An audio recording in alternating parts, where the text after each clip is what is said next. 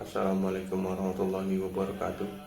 Kami dari kelompok 3 akan menjelaskan makalah yang berjudul Penggerakan atau Pengarahan Accounting dalam Islam. Pengertian accounting dalam Islam. Accounting secara bahasa adalah pengarahan atau dengan kata lain pergerakan pelaksanaan. Sedangkan accounting secara istilah adalah mengarahkan semua karyawan agar mau bekerja sama dan bekerja efektif dalam mencapai tujuan perusahaan atau organisasi. Accounting merupakan bagian dari proses kelompok atau organisasi yang tidak dapat dipisahkan. Accounting menurut para ahli. Yang pertama, menurut Dr. Sondang Siagan, MPA, accounting merupakan keseluruhan proses pemberian motif bekerja kepada para bawahan yang sedemikian rupa sehingga mereka mau untuk bekerja secara ikhlas demi tercapainya tujuan organisasi secara efisien dan ekonomis. Kedua, menurut Dr. Haji Arifin Abdurrahman MPA, accounting yaitu kegiatan manajemen untuk membuat orang-orang lain suka dan bisa bekerja. Yang ketiga, menurut Dr. Mr. S. Prajudi Asmosudirjo, accounting ialah pengaktifan orang-orang sesuai dengan pola dan rencana organisasi yang sudah ditetapkan. Saya akan menjelaskan bagian-bagian accounting dalam Islam. Accounting secara garis besar ialah atau dalam bahasa Arabnya yaitu al-taujih yang juga berarti mengarahkan. Adapun pembagian accounting sebagai berikut. Yang pertama adalah tafsir, yang itu memberi kabar gembira. Dalam konteks manajemen, kabar gembira ini bisa diartikan sebagai pemberian penghargaan, sanjungan atau motivasi, sehingga bawahan merasa berharga dan punya kepercayaan di hadapan atasan, serta pemberian harapan akan perbaikan tingkat kesejahteraan yang pada akhirnya mendorong bawahannya ini untuk melakukan pekerjaan yang maksimal ataupun dengan baik. Yang kedua adalah inzar atau memberi peringatan.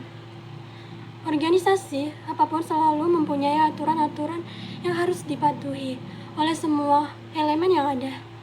Punishment diberikan kepada orang-orang yang keluar atau menyeleweng dari aturan organisasi tersebut.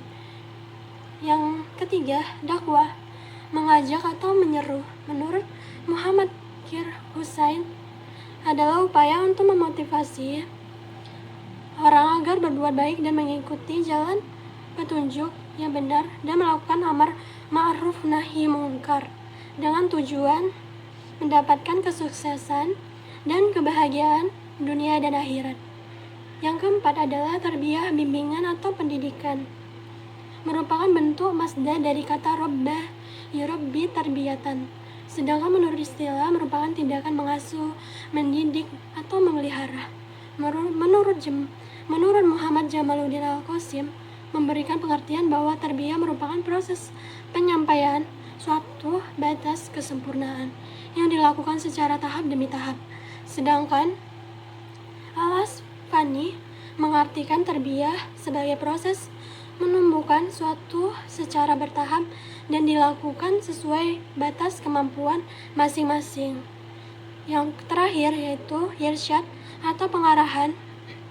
Abu Al-Farj bin Al-Jauzi mendefinisikan sebagai usaha yang dikeluarkan untuk memberikan nasihat kepada orang lain serta pengarahan kepada kegiatan yang positif. Manfaat accounting dalam Islam. Dalam realitasnya, accounting dapat berbentuk hal-hal sebagai berikut. 1. Memberikan dan menjelaskan perintah. 2. Memberikan petunjuk melaksanakan kegiatan.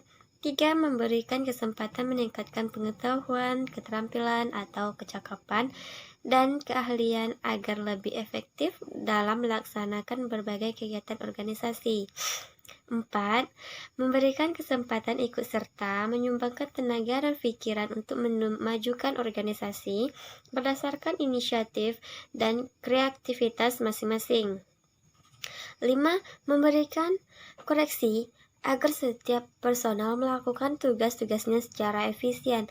Dan yang terakhir yaitu memberikan apresiasi bagi yang telah melaksanakan tugasnya dengan baik dan sanksi kepada pihak yang melanggar. Baiklah, di sini saya akan menjelaskan prinsip actuating. Yang mana prinsip ini terdapat 3 poin di dalamnya. Yang pertama itu ada prinsip mengarah kepada tujuan, yang kedua itu ada prinsip harmonis dan tujuan, dan yang ketiga itu ada prinsip kesatuan pada komando. Jadi dapat kita lihat bahwa prinsip mengarahkan kepada tujuan ini yaitu proses yang menerangkan atau prinsip yang menerangkan proses pengarahannya yang semakin efektif, maka semakin besar pula kontribusi terhadap atau dari bawahannya terhadap usaha dan upaya agar bisa mencapai suatu tujuan tersebut.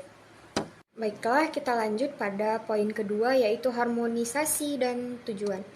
Jadi di sini dapat kita artikan bahwa upaya dalam harmonisasi ini yaitu bisa menyelaraskan atau menyesuaikan sesuatu yang tidak ada ataupun tidak sesuai dengan yang telah ditetapkan. Nah, jadi kita masuki pada poin ketiga, yang mana di situ terdapat kesatuan komando. Jadi bisa kita jabarkan bahwa karyawan atau bawahannya itu harus bisa menerima perintah dari atasannya atau manajernya agar karyawan tersebut bisa memiliki rasa tanggung jawab lebih kepada manajernya tersebut. Nah, jadi saya sudah menjelaskan apa itu prinsip actuating yang dimana terdapat 3 prinsip. Semoga teman-teman bisa memahami apa maksud dari 3 poin tersebut.